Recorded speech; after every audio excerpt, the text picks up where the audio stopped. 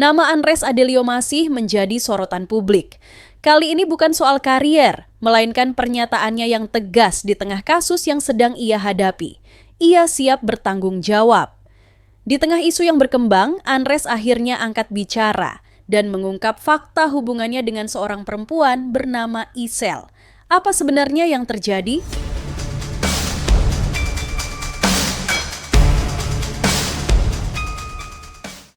Dalam keterangannya, Andres Adelio menegaskan bahwa hubungannya dengan Isel terjadi atas dasar suka sama suka. Ia membantah adanya unsur paksaan atau manipulasi seperti yang ramai dispekulasikan di media sosial.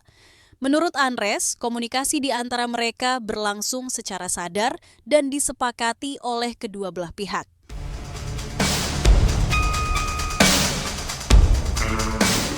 Andres juga menyampaikan bahwa sejak awal dirinya tidak pernah berniat menghindar. Ia mengaku siap bertanggung jawab secara moral dan pribadi, serta memilih untuk menghadapi persoalan ini secara terbuka. Pernyataan ini disampaikan sebagai bentuk klarifikasi atas berbagai tudingan yang berkembang dan berpotensi menyesatkan opini publik.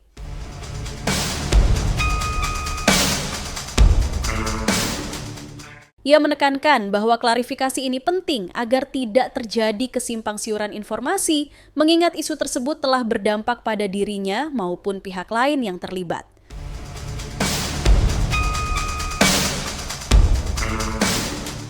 Lebih lanjut, Andres meminta agar publik tidak menggiring opini sepihak sebelum semua fakta jelas. Ia menyadari posisinya sebagai figur publik membuat setiap pernyataannya disorot, namun ia berharap persoalan ini bisa dilihat secara proporsional dan berimbang.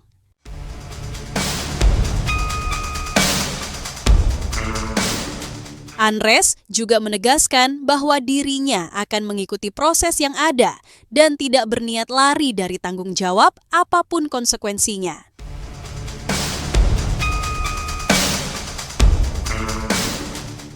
Kasus ini kembali mengingatkan bahwa relasi personal, terutama yang melibatkan figur publik, kerap menjadi konsumsi luas dan rawan disalahartikan.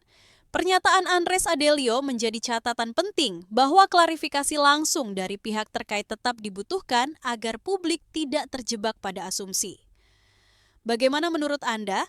Apakah klarifikasi ini cukup menjawab polemik yang berkembang?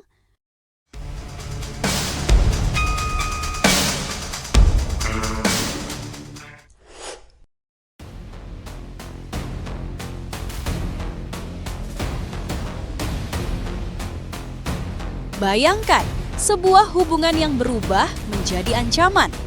Bukan karena kekerasan fisik, tetapi karena satu hal yang lebih menakutkan, tekanan dan ketakutan akan rekaman video yang bisa menghancurkan hidup seseorang. Nama Andres Adelio kini terseret dalam dugaan serius yang mengguncang publik.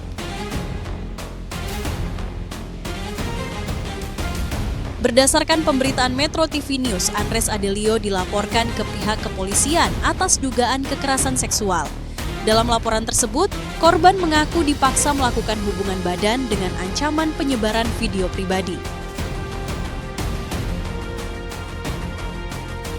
Laporan ini telah diterima oleh kepolisian dan saat ini berada dalam tahap penyelidikan. Aparat penegak hukum masih mendalami keterangan korban, saksi, serta bukti yang disebut-sebut berkaitan dengan kasus tersebut. Perlu ditekankan, hingga saat ini belum ada putusan pengadilan yang menyatakan Andres Adelio bersalah. Kasus masih berjalan sesuai mekanisme hukum yang berlaku. Dugaan ancaman menggunakan video pribadi bukan perkara ringan.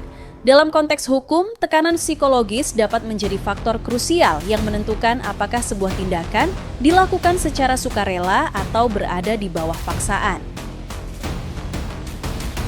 Kasus seperti ini kerap menjadi rumit karena bukti tidak selalu terlihat secara kasat mata. Yang dipertaruhkan bukan hanya reputasi, tetapi juga trauma, rasa aman, dan masa depan pihak yang terlibat.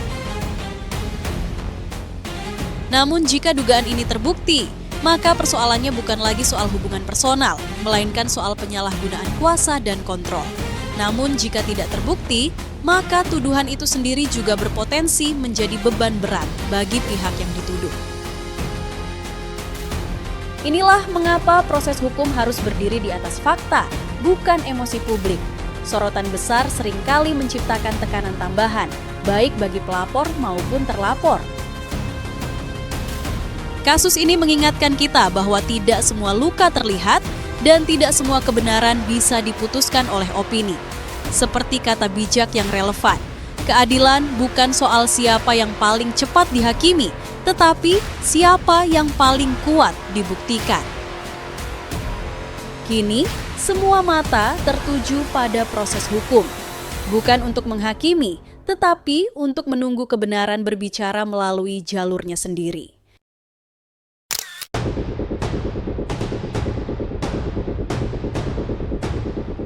Satu pernyataan Andres Adelio justru memantik reaksi publik. Ia menyebut bahwa menyukai atau membalas pesan dari perempuan random di media sosial adalah hal yang wajar. Pernyataan ini muncul saat isu dugaan menghamili seorang perempuan masih menjadi sorotan tajam. Andres Adelio memberikan klarifikasi terkait berbagai tudingan yang beredar, termasuk soal kebiasaannya berinteraksi dengan perempuan melalui direct message atau DM di media sosial. Andres menyampaikan bahwa menurutnya aktivitas tersebut merupakan hal yang biasa dan tidak selalu bermakna hubungan khusus. Ia juga menegaskan bahwa interaksi di media sosial tidak bisa serta-merta disimpulkan sebagai niat buruk atau bentuk pelanggaran, karena menurutnya banyak orang melakukan hal serupa dalam batas yang ia anggap wajar. Namun, pernyataan ini muncul di tengah isu yang lebih besar, yakni tudingan bahwa dirinya menghamili seorang perempuan bernama Ikel. Andres sebelumnya telah menyampaikan bahwa hubungan tersebut terjadi atas dasar suka sama suka dan mengakui adanya kesalahan dalam tindakannya. Di titik inilah publik terbelah. Di satu sisi, Andres berusaha menjelaskan kebiasaan personalnya di media sosial. Di sisi lain, pernyataan tersebut dinilai sensitif karena muncul bersamaan dengan polemik serius yang menyangkut tanggung jawab dan moralitas. Bagi sebagian publik, konteks waktu menjadi faktor penting. Apa yang mungkin dianggap wajar dalam kondisi normal bisa memicu persepsi berbeda ketika disampaikan di tengah krisis reputasi. Pernyataan Andres soal DM perempuan random memperlihatkan satu hal penting. Di era media sosial, persepsi publik seringkali tidak hanya menilai apa yang dilakukan, tetapi kapan dan dalam konteks apa hal itu diungkapkan.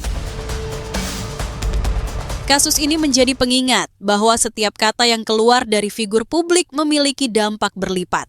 Seperti kata bijak yang relevan dengan situasi ini. Bukan hanya tindakan yang dinilai, tetapi juga kesadaran membaca situasi yang terjadi. Kini, perhatian publik tertuju bukan hanya pada klarifikasi, tetapi pada langkah nyata dan tanggung jawab yang akan diambil ke depan. Bagaimana menurut Anda? Apakah pernyataan ini tepat di momen seperti sekarang? Tulis pendapatmu di komentar.